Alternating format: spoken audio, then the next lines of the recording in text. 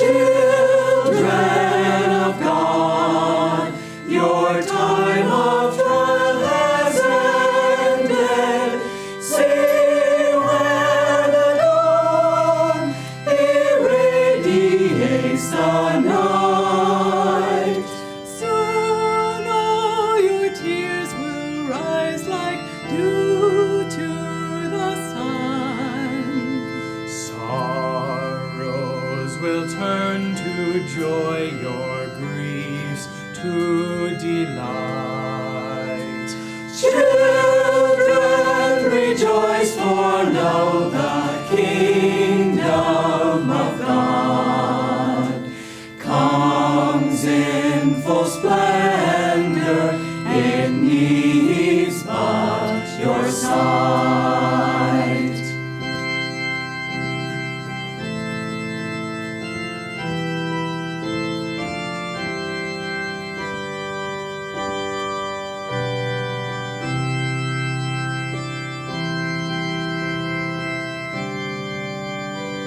Soon all your tears will rise like dew to the sun. Sorrows will turn to joy, your griefs to delight. Children, rejoice, for lo, the kingdom of God comes in full splendor. It needs but your sight.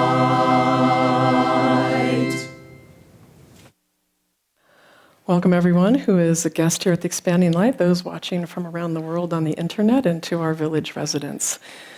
It's a joy to be here today on this wonderful rainy day. We're so glad for it. So our reading this morning, as usual, is from Rays of the One Light, commentaries on the Bible and the Bhagavad Gita by Swami Ananda. Why tell God anything when he knows everything? Why offer God anything when he has everything? Truth is one and eternal. Realize oneness with it in your deathless self within. The following commentary is based on the teachings of Paramhansa Yogananda. Jesus Christ teaches as the ideal prayer, one that addresses very human demands to God. Give us this day our daily bread. Forgive us our debts as we forgive our debtors. And lead us not into temptation, but deliver us from evil. Jesus himself says, just before suggesting this prayer, your Father knoweth what things ye have need of before ye ask him. Why then his recommendation that we pray for anything? The answer is that we should offer ourselves up in acceptance of his abundance. Don't pester God as though pulling constantly on his sleeve to get his attention. Approach him with the confidence of a child in its parent. And in that spirit, then, ask him lovingly, but with complete trust, as though demanding your birthright, and without the slightest doubt in your mind that he wants only your best. For you don't have to persuade him the way a beggar or a stranger might. You are his own child. God knows everything already. He knows what is in your heart. It is you who need to clarify your feelings, that you attune yourself to him, in turn more clearly. For only by such clarity will you be able to receive perfectly what he gives you. For the same reason, we need to offer ourselves to him, not because he needs anything from us, except, as Yogananda said, our love to complete his love for us, but because by self-giving, we expand our awareness from its confinement in the little ego outward to infinity. Those who partake of the nectar remaining after a sacrifice, says the Bhagavad Gita in the fourth chapter, attain to the infinite spirit. That person, however, who makes no sacrifices, never truly succeeds in enjoying even the blessings of this material world. How then could he attain happiness in subtler realms? Thus, through Holy Scripture, God has spoken to mankind. Om, Om.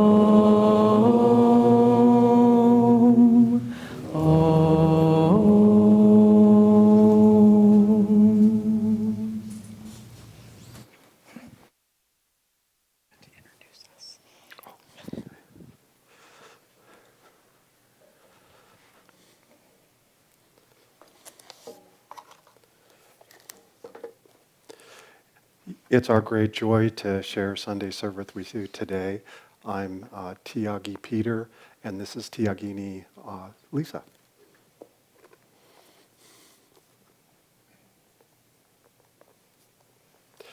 This is a reading from Yogananda's book, Whispers from Eternity, his book of spiritual poems. Every sound that I make, let it have the vibration of thy voice. Every thought that I think, let it be saturated with the consciousness of thy presence. Every feeling that I have, glow with thy love. Let every act of my will be impregnated with thy divine vitality. Let every thought, every expression, every ambition be ornamented by thee. O divine sculptor, chisel thou my life according to thy design.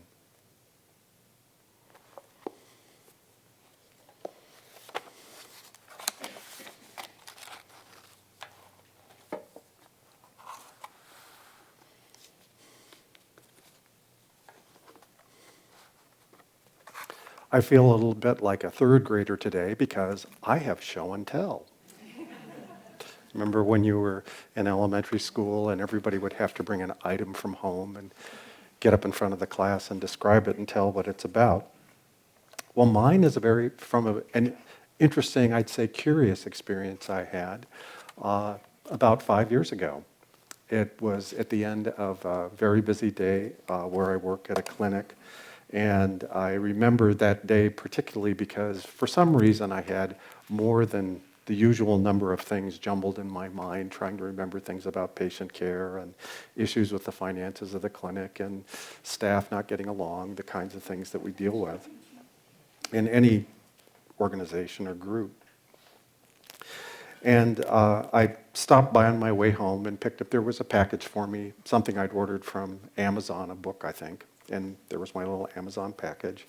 I picked it up, and I noticed as I was driving home, it was just starting to get dark, and I had the headlights on. For some reason, the light looked a little odd, but I didn't think anything about it. It was kind of twilight. It was a little hard to tell if anything was really wrong. And I pulled into the parking lot where I live, and one of my neighbors, Pushpa, came over and knocked on my window. She said, "Your left headlight is out." And I said, "Really?" And I said, well, okay, thanks for telling me. So I grabbed my package and I walked down to my house and opened it up, and inside was a little packing slip and the item that I had ordered. And I looked at the packing slip, and there was the book I'd ordered, and it was in there, it was all nicely wrapped up, but there was also this doodad, and it wasn't on the packing slip. And I don't know, I've probably ordered 300 things from Amazon, and they have never gotten my order wrong or included something that shouldn't be in there. So I was kind of interested as to what this thing they sent me was. It was sort of a gift from the universe. It had just come to me. So I went and I looked it up on the internet, and it's some sort of a light doodad. It says Philips on it, standard. So I typed into the internet to see what it was. It turns out it was a headlight. I went, no, you're kidding. Remember, I picked up this box that had been shipped 2 days before, and I just found out 30 seconds before that my headlight was out. So I typed in Toyota, and it fit Toyotas. And I went to look to see if it was my year, and I had this thought in my mind, Peter, you're so concerned about details. I know everything that's going on in your life, and you do not need to worry about details. So I have kept this on my altar. I never actually looked up to see if it would fit my car. I thought, what a unique little gift from Divine Mother, just as a throwaway reminder that every worry in my life, every detail of my life, God knows. God's planned for it. And it only seems to me that things are chaotic. In fact, it's all very well organized. I actually had this thought this morning that particularly the longer we're on the spiritual path, that we realize that rather than sort of wandering through a forest and trying to get somewhere, that in fact we've been in sort of a chute that's going somewhere, almost like a log flume where we're sort of bumping along, going down this track to get to a place. And I actually remembered from probably about 30 years ago when we first opened our medical clinic, one thing we'd do a couple of times a year is we'd close the clinic for half a day. I don't think we could do that now with the number of patients we have. But back then we would close and go do something fun as a group. So this one day we decided to go to a water slide park down in Sacramento. And so there we were, 10 adults, all there at the water slide park with about 5 million little children. And some very harried parents. And one thing I noticed after going down this sort of water slide thing was that if your arms were out and your legs were out, not only did it kind of hurt as you were going down this little slide, but you didn't go very fast. So I was watching some of the other people who were really good at it and went really fast, and I noticed they would tuck everything in, and so they'd have like no resistance, and they just zoom down the chute. And I've realized that that's very much like being on the spiritual path, is that really all we're doing is learning to sort of tuck everything in. So we don't have resistance anymore. And all along we've been pushed along by the water along this chute, and we're just flopping around, and it feels uncomfortable because we're flopping and we're bumping. And when we just tighten in and just know we're only here for the ride, and we're actually going to end up somewhere that we want to be, then it goes much faster and much less painless and much more painlessly. I think it's most helpful to think about this life as really an engrossing school, sort of all-consuming, where there's enough interesting things happening that you could actually just spend all your time being involved in what's happening in this schoolroom of our life, and never think about anything else, never think that it has a purpose. And in fact, our lives have been designed for us so that everything we experience is educational. Whether it feels pleasant or feels unpleasant, it's there because we're going somewhere, and these are specific things we have incarnated to learn. I've often pondered this, that what happens to us just before we incarnate, just before we come in and become a baby? What sort of conversation do we have with the guru before we incarnate? And I've always had this thought in my mind. I never got around to asking Swami if something like this actually happens, or whether he ever asked Master anything like this. But I always had this thought that probably we have a check-in with the guru just before we incarnate, where the guru actually essentially sits us down and says, okay, here's your next incarnation. This is what you're going to be. This is who you're going to be. This is the personality you're going to have. And here are the specific things that you're going to work on. And I just want to warn you ahead of time, you're going to have 3 or 4 big challenges. This is one, this is one, this is a real big one. And there'll be this last one. But don't worry about it. You're all prepared for this. And I will be there to help you throughout the whole thing. Oh, one last thing. Just before you go, you're going to forget all this. So just like some science fiction movie, we wake up and we're in this squealing little pink body, can't even control our pee and poop, and we can't understand what anybody's saying, and trying to remember that there was something I forgot. What was it? I don't know how many of you had that experience growing up. It was like, yeah, I'm here. Yeah, I'm doing this. This is all nice and pleasant. And no, I don't like that. But there was something else. There was something else either I was supposed to do. I remember by the time I was in my 20s, I was getting a little disturbed that I had this strong feeling there's specifically something I'm supposed to do, and I don't know what it is.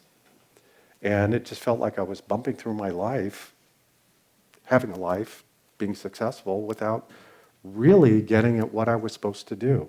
And of course, what I was supposed to do was be on the spiritual path. As soon as I was there and began to feel that feeling of incompleteness began to go away.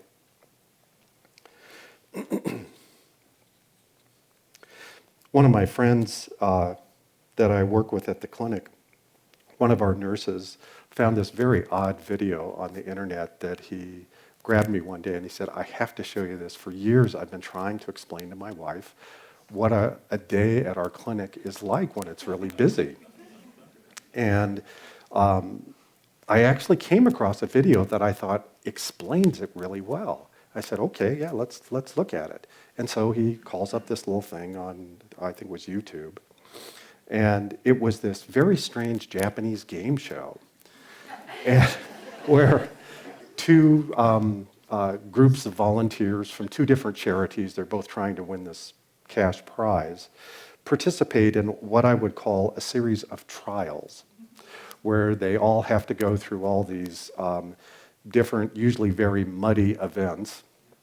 You know, like they'll be on opposite ends of a tug of war and one group gets pulled into the mud. Those are the losers.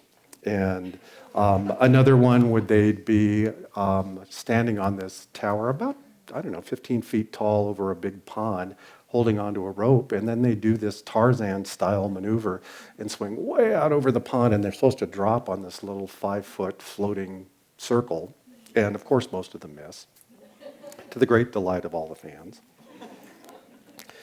But the one he wanted me to see when it came up was this rope crossing across this little canyon. It was about 30 feet long, it was about 30 feet in the air with a net underneath, so if you fell off, you wouldn't get hurt. But the contestants would start at the beginning of this little rope crossing, so they had a rope in each hand and a rope underneath their feet, and they'd begin to sort of inch their way across. And it looked like, this isn't too bad. This actually looks like one of their easier events. Well, that's until you saw the air cannon. And it turns out, through a lot of these events, you have these guys dressed like little samurai that are doing things to trip you up and make things more difficult. And in this one, they had these air cannon that shot soccer balls. So here are these people, with little helmets on, kind of going across this little rope, and periodically, boom, the soccer ball would come up and whoosh, just barely miss them, or bonk, hit them in the hip, and they'd kind of go, whoa, and then topple off. And we watched this for about 30 seconds, and he said, that's it. That's exactly what our day is like.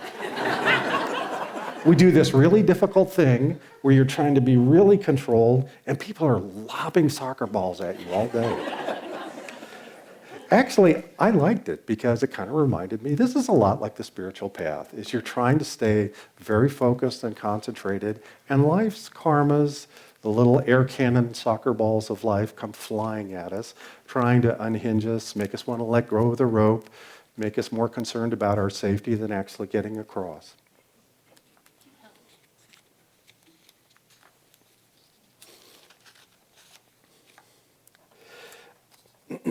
Actually, it's hard to believe this has been almost 35 years ago for me, but when I did my medical training as an intern in a big hospital, I did it at this county hospital down in Stockton in the Central Valley.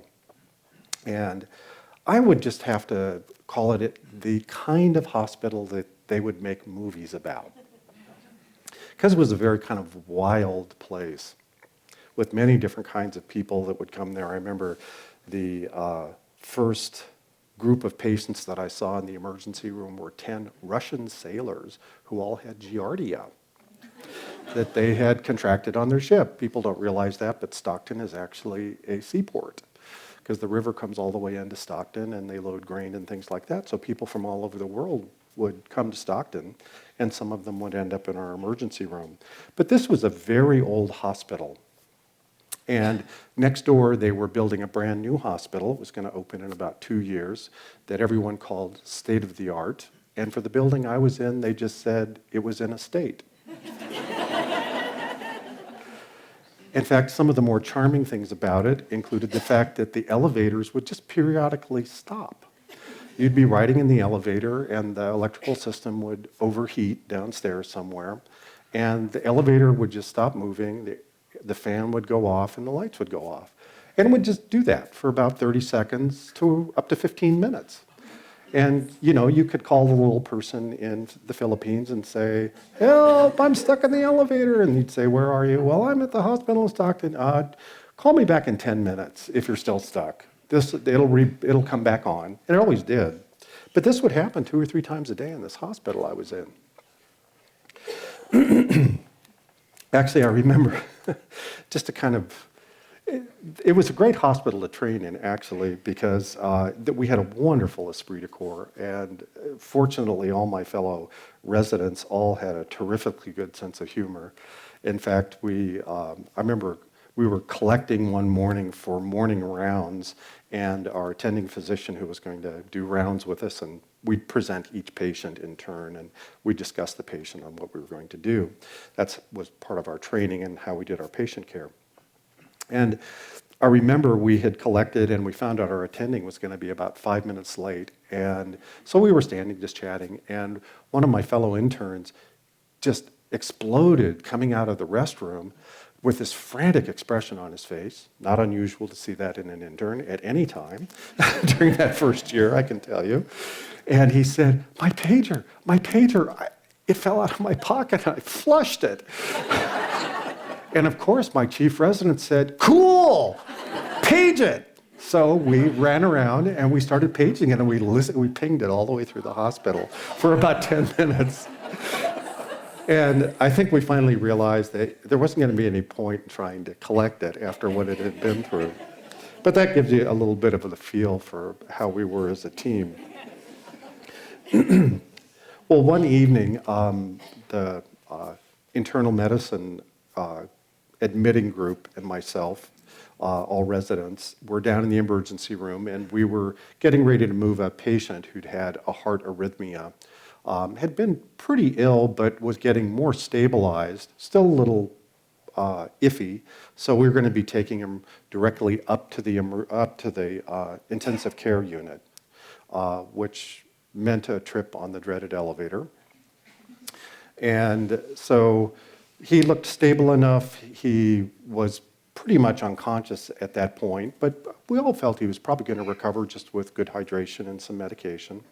And so we got to the elevators, and my chief resident said, "Well, tell you what, why don't you go ahead and take the patient up in the elevator, and we'll meet you up there. We'll take the next elevator, and we'll meet you up there, and I can call ahead, and they'll have things ready for you."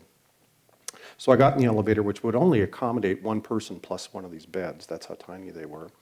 And we got in, and I punched the button for the ICU, and we went about 3 feet, and everything stopped. So there I was in this little elevator with this extremely sick person, not conscious, and kind of going, well, what am I supposed to do now? If their heart stops beating, it's just me and this patient. I mean, I suppose I can just do CPR on them, and I don't know if I'm going to be here 30 seconds or 15 minutes. And it was a great year for me as a devotee, because I was in situations like this very often where all I could do was say, "Oh God, please don't let me screw up." So I remember I just, I was in the dark, so I felt for his pulse on his neck, and it fortunately was nice and regular. And so we waited there. It was felt like an hour, but it was probably 5 or 7 minutes. And it wasn't so long that when everything came back on, unfortunately, the patient stayed nice and comfortable, probably didn't even know anything had happened, in fact. We made the rest of the way of our trip up to the intensive care unit. The door opened, and everyone was waiting for us, like nothing had happened, and said, "Oh, good, you're here. We just got everything ready, and why don't you just take them right over into this bay?" And no one was concerned at all. And I sweated through my shirt and my intern jacket at that point.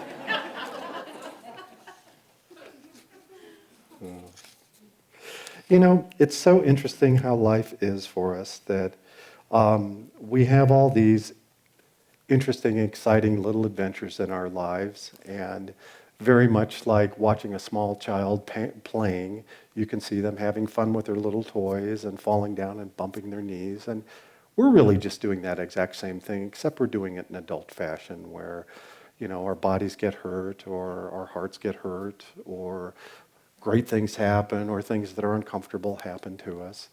But in the end, God has designed this entire life just as a school for us. And if we are perseverant, if we remember that the reason that we're here is to know God and to be one with God, He will bring us home.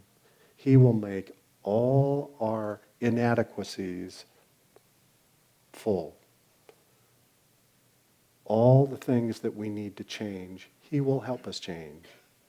And in the end, all we need to do is relax and focus on attunement and a focus on devotion. You know, the spiritual path really is very simple. I think so often we make it much more difficult than it needs to be, that if we just remember, yes, we have to get up and do our routines every day and serve in the areas that we serve. But as long as in our mind we're remembering, I'm doing this to get to know God. I'm doing this to have greater attunement with God. And if the most frustrating thing you can imagine presents itself, God Himself has given that to you in that moment because it's precisely what you need. So I'm often told by some of my staff that something frustrating will happen and I'll kind of roll my eyes or I'll start mumbling to myself about why is this happening? And you know, I'm glad that I get confronted with things like that because it forces me to remember that, boy, I'm not liberated yet. I'm not free. These things still annoy me. I'd like to think at some point anything would happen and I wouldn't care. I would just see it as purely coming from God and nothing that I need to worry about as a human being, that it's all in God's hands and all I can do is my best. So remember as we go through life that God is there constantly whispering in our mind, whispering in our soul, trying to coax us into the right direction. Remember back at the beginning of my talk, I mentioned it's as though we have this talk with Master ahead of time, with Yogananda before we incarnate into this body. And he tells us everything that's going to happen. And we agree and say, yes, I'll definitely do this. But then we end up back in this state of very poor memory. But there's Master whispering in our soul, whispering in our conscious, trying to get through to us to remember what the spiritual life is about, that it's all about attunement and devotion. The reason that we go through this process is for our training. But just like